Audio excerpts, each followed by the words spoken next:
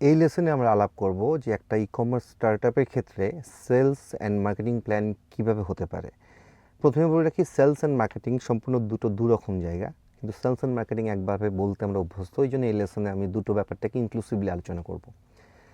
আলোচনা যদি করতে হয় তাহলে সেলস অ্যান্ড মার্কেটিং নিয়ে আসলে সারাদিন আলোচনা করা যেতে পারে, বাট যেহেতু এটা একটা বেসিক কোর্স এবং যারা বিগিনার্স বা যারা ভাবছেন ফিউচার এন্টারপ্রেনার্স, তাদের ক্ষেত্রে সেলস অ্যান্ড মার্কেটিংয়ের ক্ষেত্রে কী কী বিষয় মাথায় রেখে আসলে প্ল্যানিংটা করা যেতে পারে সেই বিষয়ে সম্পূর্ণ প্রাথমিক একটা ধারণা আমি দেওয়ার চেষ্টা করব।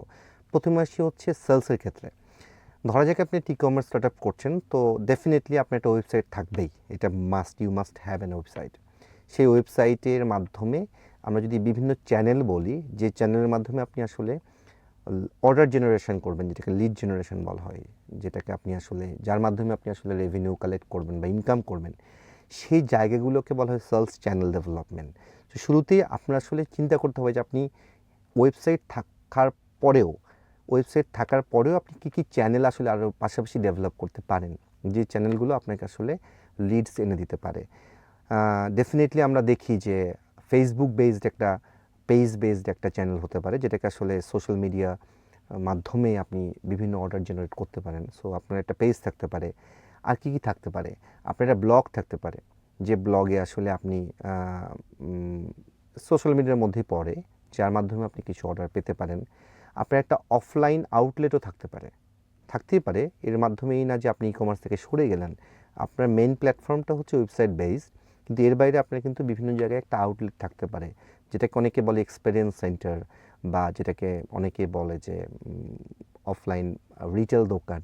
সো এটাকে আমরা আউটলেট বলতে পারি। সেখানেও আপনি কিছু সেলস জেনারেট করতে পারেন। কিংবা এরকমও দেখি, এখন দেখা যায় যে অনলাইনে প্রোডাক্ট বা প্রোডাক্ট দেখে অনেকেই কিন্তু নিয়ারেস্ট আউটলেট থেকে অর্ডারটা ফুলফিল করে, এবং সেই জায়গাটায় কিন্তু আপনার একটা বেনিফিট আবার হচ্ছে যে আপনার ফুলফিলমেন্ট কস্টও কমে আসে, বা পরবর্তীতে আপনি যখন হোম ডেলিভারি দেবেন, সেক্ষেত্রে আপনার যে কস্ট অ্যাসোসিয়েটেড, যে কস্ট, আপনি যদি নিয়ারেস্ট কোনো আউটলেট থেকে আপনার কাস্টমার এটা কালেক্ট করে ফেলে, তখন কিন্তু আপনার কিছু কস্ট কমে যায়, যেটার সঙ্গে আপনার আবার নেট প্রফিটেবিলিটির একটা সম্পর্ক আছে। এছাড়া আপনার যেটা বললাম, সোশ্যাল মিডিয়াতে চ্যাট আছে, চ্যাটবট দিয়ে করতে পারেন। আপনার ইউটিউব বেসড কিছু ভিডিও ক্লিপসের মাধ্যমে আপনি প্রোডাক্টটাকে ওরিয়েন্ট করতে পারেন। ইফ পসিবল কোনো সেলিব্রিটিকে দিয়ে আপনি প্রোডাক্টটাকে আপনি ডেসক্রাইব করলেন, বা তার এক্সপিরিয়েন্সটাকে আপনি শেয়ার করলেন তাকে দিয়ে, সেক্ষেত্রে একটা সেলিব্রিটি এনগেজমেন্টের ব্যাপার আসে। এটাও কিন্তু একটা চ্যানেল বা আইভিআর একটা চ্যানেল। সো এটা আমি বলতে চাচ্ছি যে সেলসের ক্ষেত্রে আপনার ওয়েবসাইটেই শুধুমাত্র যে অর্ডার আসবে বা ওটাই আপনার পেতে হবে, নট নেসেসারিলি। আপনি কিন্তু বিভিন্ন চ্যানেলের মাধ্যমে আপনি অর্ডার জেনারেট করতেই পারেন। সো আপনার আসলে যে প্রোডাক্ট বা যে সার্ভিস, তার জন্য যে টার্গেটেড কাস্টমার, সেই কাস্টমার আসলে কোন কোন এরিয়াতে বিচরণ করে, সেটা যদি আপনি জেনে থাকেন, তখন কিন্তু আপনার জন্য আসলে সেলস চ্যানেল ডেভেলপ করাটা অনেক সোজা। সো বিফোর ইউ স্টার্ট, আপনি কোন কোন চ্যানেলের মাধ্যমে আপনি সেলস জেনারেট করবেন, সেটা যদি আপনি চিন্তা করে রাখতে পারেন, তাহলে আপনার জন্য আসলে ডিরেক্টলি অর্ডার জেনারেট করাটা অনেক সোজা হয়ে যায়। সো এক্সপেরিমেন্টটা আপনি যদি শুরুতেই করে ফেলেন, তখন কিন্তু আপনার মানে কস্ট ইনকার হওয়ার পরে আপনার এক্সপেরিমেন্ট করতে হচ্ছে না, ফলে আপনার কিন্তু অপারেশনাল এক্সপেন্সে আপনার হিটটা কম পড়ে। এবার আমি আসি হচ্ছে মার্কেটিংয়ের জায়গায়। সেলসের জায়গাটা নিয়ে আরও অনেক কথা বলা যেতে পারে, আমি বেসিক কয়েকটা বিষয় বললাম। এবার যদি আমি মার্কেটিংয়ের জায়গাটা বলি বা ব্র্যান্ড ডেভেলপমেন্টের জায়গা থেকে বলি, সো ব্র্যান্ড একটা খুব এমন একটা ব্যাপার যে আপনার আপনার আপনার যে ব্র্যান্ড, সে ব্র্যান্ডটা কতটুকু লয়াল হবে, সেটা আমার কাছে মনে হয় যে এটা ডিপেন্ড করবে আসলে আপনার কাস্টমার বেজে রিপিটেশন কতজন আছে। সে ফর এক্সাম্পল আপনি ডিসকাউন্ট দিয়ে বা বার্ন করে বা আপনি বিভিন্ন অফার দিয়ে কিছু কাস্টমারকে নিয়ে আসছেন। এখন ধরা যাক যে আপনি যে সময় কাস্টমারকে আর ডিসকাউন্ট দিলেন না, সেই কাস্টমারটিকে আপনার কাছে আবার আসলো, নাকি সে আর আপনার কাছে আসলো না? যদি না আসে, ওই কাস্টমারটা কিন্তু আমরা লয়াল কাস্টমার না। সো আপনার কাস্টমারটা কতটুকু লয়াল, এটা ডিপেন্ড করবে তার ফ্রিকোয়েন্সি অফ অর্ডারের ওপরে। সেই ফ্রিকোয়েন্সিটা ডিপেন্ড করে শুধুমাত্র আপনার ডিসকাউন্টের ওপরে না, সেই ফ্রিকোয়েন্সিটা ডিপেন্ড করবে আপনার প্রোডাক্টের কোয়ালিটি, আপনার প্রাইজিং, আপনার ওভারঅল কাস্টমার এক্সপিরিয়েন্স কী, অ্যান্ড আপনার আসলে তার নিডটা অ্যানালাইসিস করে আপনি ক্যাম্পেইন প্ল্যান করছেন কি না, সেইটা আসলে ওভারঅল একটা এক্সপিরিয়েন্স আপনার ডিপেন্ড করবে যে আপনি কতটুকু কীভাবে কাস্টমারকে রিচ করলেন, এবং ওই কাস্টমারগুলো কতটুকু রিকারিং করছে অর্ডারের ক্ষেত্রে। সো রিচের ক্ষেত্রে আপনি কাস্টমার কীভাবে রিচ করবেন, সেক্ষেত্রে ডেফিনেটলি আমরা সবাই যেটা করি, ক্যাম্পেইন করি, ফেসবুকে বুস্টিং করি, যেটা আসলে আপনাকে ইভেনচুয়ালি আপনাকে খরচ করাচ্ছে। খরচ করা বাদ দিয়ে আপনি কীভাবে ক্যাম্পেইন করতে পারেন। ধরা যাক আপনার ইউটিউবে একটা চ্যানেল আছে, সেখানে কিন্তু আপনি সুন্দরভাবে গুছিয়ে আপনার প্রোডাক্টের সম্পর্কে খুব অনেস্টলি যদি আপনি শেয়ার করেন, এটার পুরো সোর্সিংটা কী, বা এটা ধরা যাক একটা ধরা যাক সরষের তেল বা ঘি নিয়ে আপনি কাজ করছেন, সেই ঘিটা সবাই বলি আমরা অর্গানিক ঘি বা একদম পিওর ঘি বা পিওর ঘানি ভাঙা সরষের তেল। তো এই জায়গাগুলোতে আসলে কতটুকু পিওর, সো আপনি ম্যানুফ্যাকচারিং প্রসেসটাকে যদি ভিডিওর মাধ্যমে দেখাতে পারেন, এখানে আসলে কারা কাজ করছে তাদের ব্যাকগ্রাউন্ডটাকে যদি কোনোভাবে আপনি রিলেট করতে পারেন, বা স্টোরি টেলিং পার্টটাকে যদি আপনি রিলেট করতে পারেন, সেটা ইভেনচুয়ালি কনভার্সনের ক্ষেত্রে হেল্প করে। এটা ডিপেন্ড করবে আসলে কোন প্রোডাক্ট নিয়ে বা কোন কোন কোন কোন সার্ভিস নিয়ে, কী ক্যাটাগরির প্রোডাক্ট নিয়ে আপনি কাজ করছেন, সবগুলো নিয়ে না।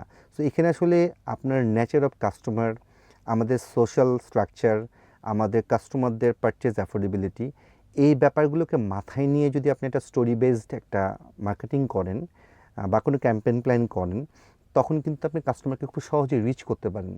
আর একটা বিষয় মাথায় রাখা খুব জরুরি, আমরা অ্যাভারেজ ওয়েতে ভাবি যে কাস্টমার আপনার থেকে সবসময় কিনবে হচ্ছে আপনি কত কম দামে দিচ্ছেন। ব্যাপারটা আমার কাছে মোটেই সত্যি বলে মনে হয় না।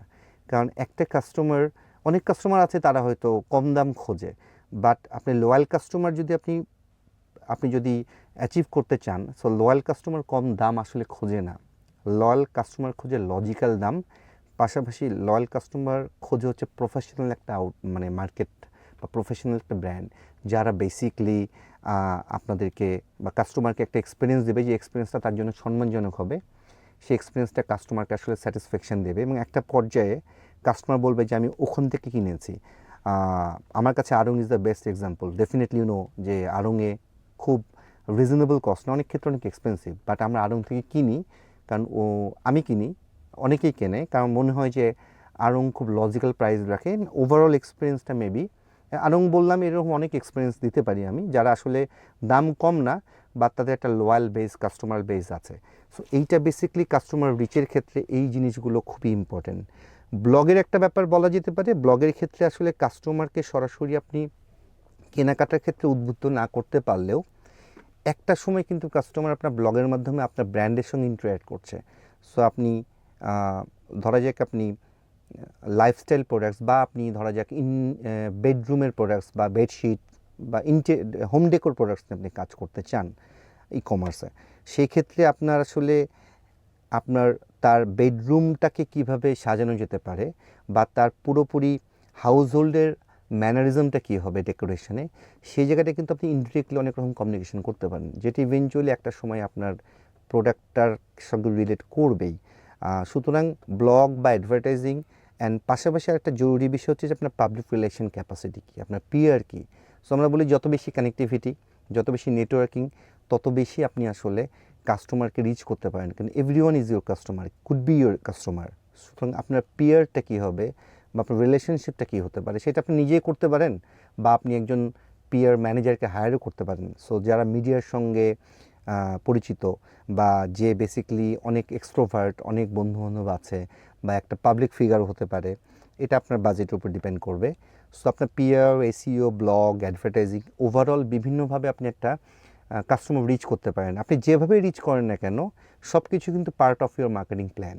সো মার্কেটিং মানে হচ্ছে আপনাকে প্রচুর টেলিভিশনে অ্যাড করতে হবে, প্রচুর বিলবোর্ড দিতে হবে, প্রচুর সেলিব্রিটি অ্যাম্বাসেডর রাখতে হবে, বা এন্ডোর্সমেন্ট করতে হবে। ব্যাপারটা মোটেই তা না। আপনি শুরুর দিকে কিন্তু বিনা পয়সায় অনেকটা কমন সেন্স দিয়ে অনেক কিছু করতে পারেন। সো এটা মোটা দাগে আসলে সেলস অ্যান্ড মার্কেটিংয়ের একটা বেসিক জায়গা। আর আপনার স্টোর কনভার্সন বলতে আমরা যেটা বলি যে আপনি আসলে যতটুকু খরচ করলেন, তার বিনিময়ে আপনি কতটুকু আসলে রিটার্ন পেলেন, আপনার কাস্টমার বা অডিয়েন্স কতটুকু আসলো। সেক্ষেত্রে আপনার স্টোরের প্রমোশনটা কী, আপনি কীভাবে মার্চেন্ডাইজ করছেন। মার্চেন্ডাইজ বলতে যেটা আমরা বলি যে আপনি প্রোডাক্টটাকে কীভাবে দেখাচ্ছেন, কার মাধ্যমে দেখাচ্ছেন, কোন অ্যাঙ্গেল থেকে আপনি দেখাচ্ছেন। So videography, photography, content, overall যে মার্চেন্ডাইজিং, এই জায়গাটা আপনাকে আসলে চিন্তা করতে হবে। আর এগুলো কিভাবে করতে হয় সেই জায়গাটায় আমি যাচ্ছি না এই কারণ এই বিষয়গুলো নিয়ে আপনি ওয়েবে কীভাবে মার্চেন্ডাইজিং করা যেতে পারে, কীভাবে প্রমোশন করা যেতে পারে, সেগুলো আপনি সহজেই জানতে পারেন। কিন্তু আসলে এই জানাটা কতটুকু আপনাকে এক্সপেরিয়েন্স দেবে আপনার যখন আপনি কাজ করবেন, সেই জায়গাটা নিয়ে আমি আসলে কথা বলতে বেশি পছন্দ করছি। So this is the sales and marketing plan, basic planning, যেটা আসলে আপনার স্টার্ট আপকে শুরু করার ক্ষেত্রে হেল্প করবে। এবং একবার শুরু করতে পারলে যখন আপনি সাকসেসফুলি অডিয়েন্সকে পাবেন, তখন আসলে আপনি নিজে বুঝতে পারবেন যে কোনটা রাইট ওয়ে বা কোনটা রং ওয়ে। আশা করি এই লেসনে আপনি একটা basic marketing and sales planning জানতে পারলেন। সুতরাং নেক্সট ভিডিওতে আমরা যাই এবং নেক্সট লেসন নিয়ে আলাপ করি। ধন্যবাদ।